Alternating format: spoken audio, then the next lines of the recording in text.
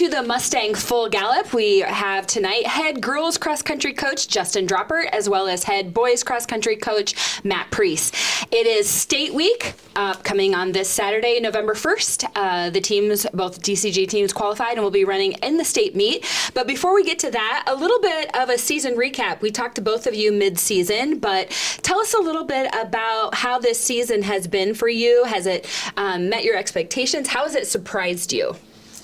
Yeah, well, thanks for doing this again, Christine. When you asked that question, I guess my answer was both. I'm surprised and, kind of expected to do what we did this year because we always expect it. So, if you would have said after last year's state meet when we graduated 4 girls that have run top 10 times all time for us, that we would be able to be in a position to at the end of this season say, hey, we got a chance to do as well or better than we did last year, I would have questioned that. But then at the same time, when we got together over the summer and kind of started everything, we started talking about some goals and some possibilities, and we definitely put some goals out there, and now we're kind of right there. So yeah, it's been a great season. Just a lot of fun, good group of kids. Just an outstanding group of seniors that have led the group and that we've loved, and so it's been a lot of fun. And now we're to the last couple of days here, and I'm just excited about the opportunities that we have ahead of us on Saturday. So from a results standpoint, there have been some nice surprises. One example would be Harper Guessman's a senior who. Up to this point, he'd run a little bit of varsity last year. He started cross country in 8th grade, and he'd never been on a top 10 list.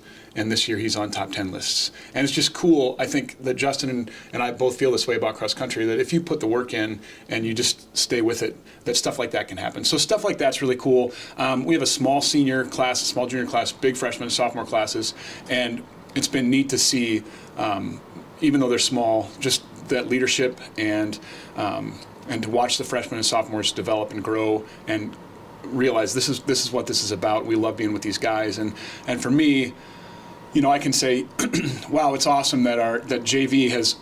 We were so close to winning our, I think at our 10th or 11th conference title in 12 years, and we just missed it. But to still be right there and be one of the most deep teams in the state in Class 4A with a team like Norwalk, that's been great. But beyond that, my expectations are that we live into our team philosophy and our mission statement, and that is the most important thing we do here is treat each other with kindness and respect. And we're going to be dedicated to being the best we can be in everything we do every day. We're going to be compassionate toward other people, putting them before ourselves. We're going to have the guts to do the right thing even when it's hard. And for us, that's DCG, dedication, passion, guts. And my expectation is that we live that way and that they take it away from cross country. If it stays in cross country, then it's not doing any good. Let's take it out to the world and keep living that way. And so for me, that's where I really try to put my focus and emphasis, and then the results take care of themselves. And I think Justin does a great job of that too, with just the development of relationships among kids. Cross country is a tough sport because 7 kids run varsity, and then why are there over 30, 40 kids out for the team? And it's because of the relationships that get developed and the emphasis on caring about each other so much. Yeah. Having had a daughter go through your program, Justin, and now having a son running for you in your program, Matt, I can attest that what you just both spoke about, the importance of relationships, seeing leaders develop, seeing the payoff of hard work. I know that that's true in your program. Okay, but now I'm going to put you on the spot because I want the world to know what a successful cross-country program not only do we have this year, but that we have had 4 years. So now's your opportunity to brag about your team. Now's when the stats come out. I want to hear the numbers. How many state meet appearances have your teams had? And then name maybe what are some of the top past, placements you've had either as a team. So how many times have you appeared in the state meet? And then what are some of those, what places you've gotten in the state meets, both as a team and individual? You want to start? You want me to, I've got numbers written down. I have some numbers written down. You have, it's fun. Justin and I have talked through the years about some of the stuff that we're doing, and I think something that you touched on in your text message to us was how have you built these programs to be so successful and maintained it as you've moved into Class 4A. And something I will say is that one of the first people I reached out to when I became head coach in 2014 was Justin, and just to learn a little bit about how he does things and how things have been in the past. Not to say, okay, I'm gonna mimic that, but just to get a feel for the landscape. And I remember that I think it was 2016. I think we'd gone 7th, 4th, and that year we were on the podium for the first time. And that year, I think Justin's group was 4th in 2016, I think. You're looking at your numbers. I'm pretty sure. And it was just, here we are. Mm-hmm. And that was really bad snap. There's a better one. But and then it just kind of steamrolled from there. Like we had said, we can do this. And I always tell the guys, if any team is successful at DCG, that's good for us because people are talking about DCG. Mm-hmm. If the girls cross country team is successful, that's even better for us because then people are talking about cross country. And we want each other to be successful, especially because as we get toward the end of the season, if we're both ranked, that helps us get a good district site. Mm-hmm. So it's fun to have that partnership. We don't practice together. Sometimes we see each other out and about, but we're always a text message away. And so I think it's been fun to kind of have the programs build together. Mm-hmm. I think one year we might have even been second the same year. And I think Justin, you took a picture or video of all the kids just laughing and singing on the bus on the way home. And this is like second place vibes or whatever. I don't know. It's something like that. On the boys' side, we've had 14 state appearances. I think our first one was 09, and then 12 of the last 13 years. We've had 3 state titles, 19, 20, and 21. 2 other podium finishes, and then 2 fourth-place finishes. And I think the fourth-place finishes are kind of fun to talk about because it's like the Final Four. Mm-hmm. We haven't finished outside the top 7 since 2014, if we've qualified. You asked about some individuals. Aiden Ramsey won a state title in 2021, and we've had 11 total All-State honorees since 2014. And All-State is? All-State, and until last year it was 1 through 15. Thank you for that. And then last year they added second team All-State, which is 16 through 30. Mm-hmm. Yeah. And I think a lot of it is just that the kids want to maintain the level. So when you transfer to 4A, it's let's go. Mm-hmm. And I remember talking to some 4A coaches a number of years ago when we sort of saw, okay, this growth is happening. How are we going to compete with these people that run so much faster? And they just said, you just will. You'll just run faster. And that's what happened. It's crazy, but that's what happened. Yeah. The other thing I'll say is in successful programs, and there are a lot of them at DCG, a band director said this once, not at DCG, but he invited someone to come talk to his group and to talk about being your best and not being complacent. And this guy's like, why do you want me to come talk to you? Like, look at how successful you've been. And the band director said, that's why. And he pointed to all the trophies. And he said, they can't come in here and think this just happens. It's not automatic. You have to work for it. And the kids understand that. And they've bought into the training and the philosophy and the relationships. I maintain that it all starts there. If they love what they do and they love the people they're with, they're gonna get after it. So I've said enough. And Justin also dug into more stats than I did because he's got some combined stats that we've talked about through the years that are really cool. But you got to talk about your girls too. Yeah. I'm not older than you, but I've been around here longer than you have. So close, but. So I guess you kind of maybe jumped ahead, and I'll start there with how we done it. And so when I started, we were 2A, and then we went to 3A, and our very first year of a team ever qualifying for state cross country team or individual was 2004, and it was our last year in 2A, and then we moved to 4A, or to 3A, excuse me, and that took some time. It took, I think maybe there was 5 or 6 years there before we got the team back. There was one boy individual. So again, back to, I started in 2003. We were one program. We had like 7 girls, 11 boys, something like that. And it's grown. And I think a lot of it is, like you said, the people, absolutely. Started with Coach Pam German, who started the program in the mid-90s. And her and I are the only two girls cross country coaches in the school Wow. history, right? She started the program and I took over for her. And, you know, she was great at bringing people along. She started the track program here. She started the track program, women's track program at Iowa State. But, so I think there's been just some of that expectation. Fast forward, right, to moving into 4A, and the difference is we got to be really pretty good in 3A, and we had, you know, so we saw it coming, right? And so we kind of built those expectations that, hey, we can compete. And so it was a lot easier transition actually going into 4A than 3A. Just for that reason that, you know, had built the momentum. We were kind of steamrolling, moving things along. You know, our last 5 years in 3A, you got 3 championships, I got 4 runner-ups. Man, I wish I would have had a championship, but either way, it's fine, right? So, yeah, some of the numbers for the girls program, and I wrote them down because I get it wrong, but it's our 15th appearance at state, including that one way back in 2004. 14 of the last 16 years, 7 of the last 8 years we finished in the top 5, including, you know, 3A into 4A.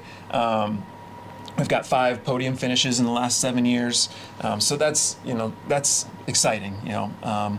But after last season, we finished 5th. You guys finished 4th last year as a team, and I kind of was curious. I'm like, what other programs have kind of had the success that we've had? So I dug into it. I did some research. So I'll try and do this real fast. But this is fun though. All classes, all schools throughout the state.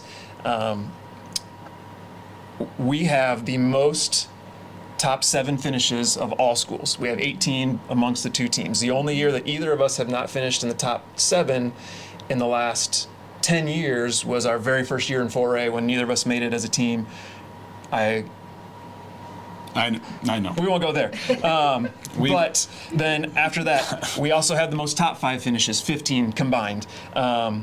Us and Dowling tie with the most top 3 finishes, and that's at 10. And that's Dowling boys have all 10 of them. And that's 5 and 5, which is pretty fun. That's 5 and 5 for us, yeah. So, I mean, if you separate boys and girls, there's a lot of good programs out there. There really is. But combined, you know, we're right there with some of the other best programs in the state. And it's fun to think about. You know, I don't always think about that as the season's going on. You know, we like to stay humble, but at the same time, it is kind of fun to look at. So as we've been into 4A, yeah, it's been awesome. So one other thing I'll throw out there, I was also curious. Back when we were kind of on that bubble, we'd done some research and, you know, thinking about, okay, there's some sports that are 5 classes, should cross country. Anyways, I dug into it a little bit. In other sports where there's 5 classes, the biggest 36 schools or 40, depending on the sport, are in the biggest class. For us, it's 48. No team, girls side, I didn't do all the boys research, no team in class 4A that has not been in the largest 40 or 36 schools, so the smallest ones, which that's us, all these last years, has finished in the top 10 in class 4A. No school, except for our last 2 years. I would suppose it's about the same. I did a bunch of research back in the day that when we were talking about class size, and if you did a historical look, usually to qualify for state in 4A, you had to be in the top 17 largest schools. You were an outlier. I think I found North Scott of Eldridge was 38th once, and they made it. And for us to be doing that is pretty exciting. Yeah, I think there were only 6 schools in the bottom, the smallest schools that had ever qualified for a state meet in 4A. So it's been exciting, but yeah. So that's kind of the history a little bit. You know, Piper we have coming back this year. She's a defending state champ from last year. Our current AD, Madison Waymeyer, now Melchert, was our previous state champ before that. So I don't know how many all-state we have, but yeah, it's been exciting. And thank you for asking about that. I mean, like Justin said, humility is important, and we try to let's not get too high, let's not get too low. At the same time, cross country just doesn't get the same kind of coverage. I'm still old school. I still get the actual newspaper, and I love reading it. And I read, what did we learn about what happened on Friday night football. And then on Tuesdays or Wednesdays, there's a what did we learn, 10 things we learned about volleyball. And I read all that stuff. And there's all sorts of stuff about the recruits for this sport or that sport. And you just don't see very much cross-country stuff. Every once in a while, maybe there's an Athlete of the Week nomination. But there's just not much. And so I appreciate you asking. And Mike, I appreciate that you're putting this out there for folks to see. Well, I think it's really remarkable, and I do think because it's an under-the-radar sport for many that we just maybe don't even have the awareness sometimes just how successful the cross-country programs have been. And that transition into Class 4A, there was that 1 year, the very first year where you guys didn't qualify, but beyond that, and now you've been really competing. Like, it didn't take long. So I find that really interesting. As we look ahead, we mentioned the state meet is coming up on Saturday. Both, you had individuals, in be all district, which is top 15 qualified as individuals, but qualified as a team on the both girls and the boys side. As you look to the state meet, who are kind of some of those top teams that you're going to be competing against, top individuals that are out there in the state this year, and what are your hopes for Saturday? How do you plan for the state meet? What kind of messages are you giving your team as they're entering in to compete? Because it's not like there's, you have districts and then you have sub-state and then you work your way and then there's a bracket of 8 teams working their way. I mean, it is all the teams, all the individuals, one meet, one starter gun, one finish line. It's very unique in that way. So how do you prepare your team for state? In other words, who are we looking at as you prepare, and how do you prepare for that? And what are your hopes for your team, and what would be a successful season, both from placing at the state meet and then bigger picture? You already mentioned Piper, so you should kick it off with that. Yeah. There's a lot of good runners in 4A. But we've got a really, really good one. Actually, we got two really good ones.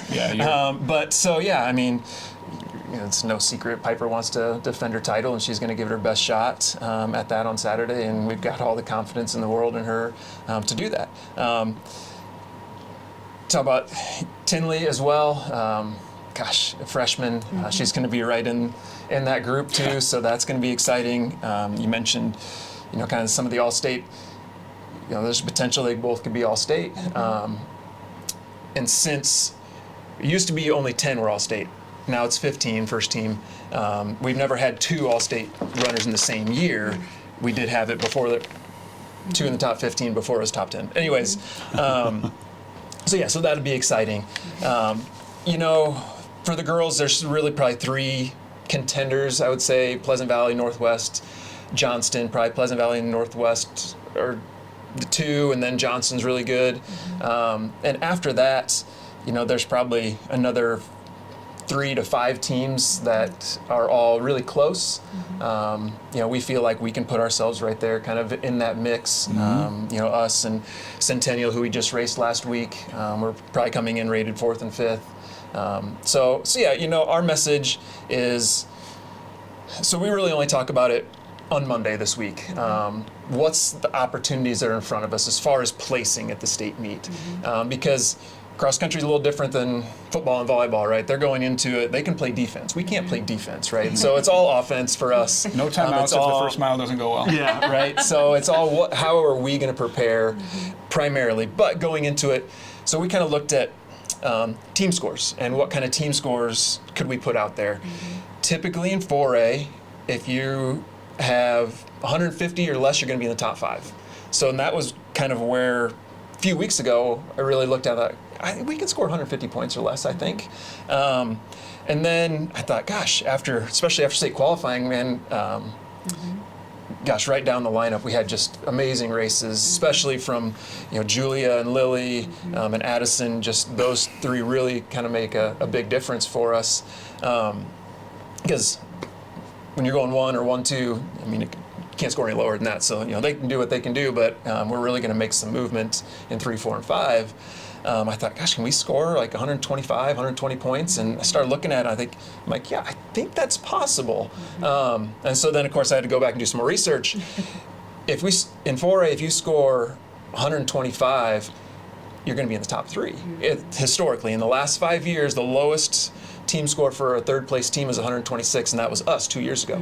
Other than that, it's been like 130, even 140. So, that all goes to say, who knows, right? I mean, it could be that it takes way under that, or it could be 200 points. But either way, we like our chances of doing really well.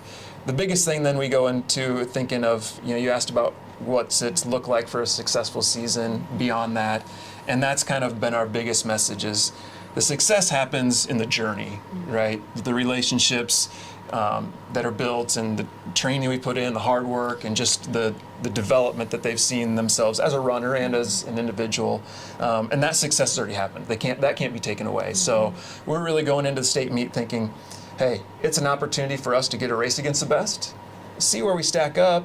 Like you said earlier, the times and places are going to happen if we just worry about ourselves and have fun, right? That's kind of been the biggest takeaway this year. I think the biggest thing that's helped a lot of our runners is running with joy. And you'll see Piper's really good at it. Julia, you'll see a smile on her face. Piper almost a smirk, right? And that's kind of her trademark. But when that happens, like, I know the race is going really well. Like, I can just tell. Not every runner does that, but for us, that's really been a key this year. And I think, if we do that, hey, we're going to be happy at the end of the day, whether it's third place or 10th place. But we really like our chances. We got a great group. Like I said, we've just been having so much fun this week. That's kind of been the key when we get into the championship season. We have a smaller group, and we get to do some different things, and it's a little more intimate of a group, and so I've really been leaning into that. But that's kind of where we're looking for this week. Yeah, the most frustrating part for the guys at the state meet is they run at 10:30. Well, we're going to be back at the tent handing out bibs and getting shoes on, and that's like we're cheering, but we can't go out there. That's a hard thing. But it's going to be exciting to see what they can do. And to Justin's point, the whole idea of joy. That's something that I really want to live into as a person. Let's be joy spotters, people. It's everywhere. And sometimes it can be hard if you're in a difficult moment. Like we've both faced with our athletes this season some difficulty, growing pains. But that's where growth happens. That's why they're called growing pains. You're growing, and that's joyful. But I got to tell you, I heard that the Centennial coach saw Piper and Tinley and his trying to get his 1-2 up there, and he yelled to them, "Piper's up there laughing and talking, so don't worry about her." It's great. That's fun to watch. Similarly, on the boys' side, probably Indianola and Cedar Falls would be the two teams most people would say are going to duke it out for the title.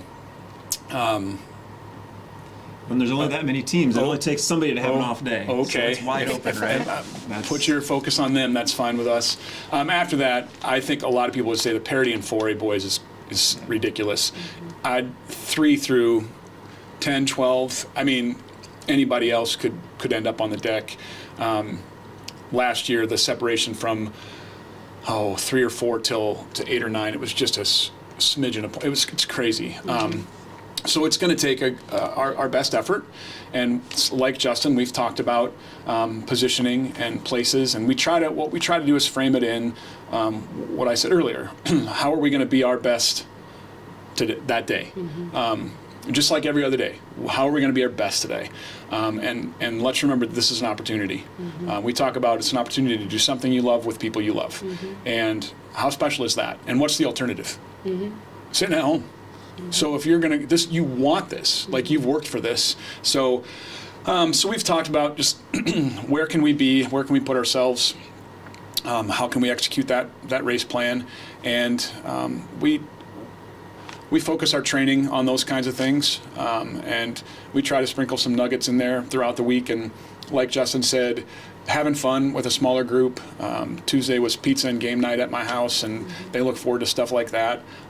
They're goofy boys for our team meal tomorrow night. They'll wear costumes, whatever. I'm sure that the girls have some stuff like that planned, and All week they looked like they were wearing the same color, different color, like blue and black or whatever, blue, black, and green or something like that the other day. I mean, just stuff like that keeps it light, and that's important because you want them going in there without feeling a weight. Today we talked about it doesn't have to be perfect, and it probably isn't going to feel perfect. So what are you going to do in that moment? You just react. You can't.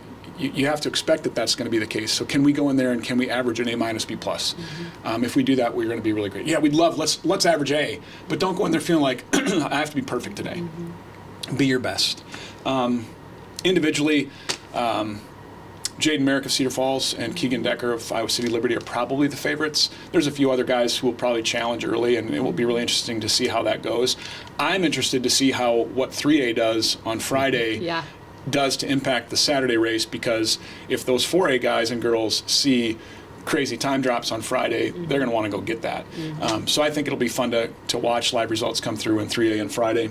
From a success standpoint, we've talked a lot about it, and you've heard the philosophies are very similar in terms of building relationships and building a program culture that is uniting kids and bringing them together to really be with their best friends. And freshman to senior, I love hearing about lunches. Like, if you're there, you're sitting with the cross-country guys, right? And that's, to me, that's important. I hate losing, and winning's a lot of fun. And trophies are fun to get, but they don't last, and relationships do. And I think Justin and I both view coaching, if it's all focused on winning, then it becomes transactional. What can a program get from you? We prefer to think of it as more transformational. Let's change lives, and they change ours. And so in my view, and in Justin's too, just knowing him and how he does things, and he kind of hit on some of this. That's the stuff they're going to remember. That's what we want, is to change each other's lives, carry that with you, know that you are loved, and I mean, we're blessed to be a blessing, and that's what we want them to be for each other. And so, yeah, a lot of success this year, just based on that. Well, it's probably a little wild for you guys to think back to when summer running started back in June, and a lot of hot runs throughout the summer, to now we've reached that kind of colder weather and finishing out on Saturday at the state meet. I know from experience that as they go through the season, you'll say to athletes, it's okay. We don't want you to peak in August. We don't want you to peak in September. We don't want you to peak in October. And all along it's been, we'd like you to peak on November 1st. Yeah. So good luck to both of you on Saturday and your teams. The DCG boys and girls cross-country teams will be competing Saturday up in Fort Dodge at the state cross-country meet. Girls run at 10:30 a.m. and the boys run at 11:15 a.m. Good luck to both of you. We'll look forward to seeing the results, and we already know that you have had success this year. So thank you for joining us. This is the Mustang Full Gallop with girls head cross-country coach Justin Droppert and boys head cross-country coach Matt Pries. Thanks for having us. Thank you. Go Mustangs. Go Mustangs.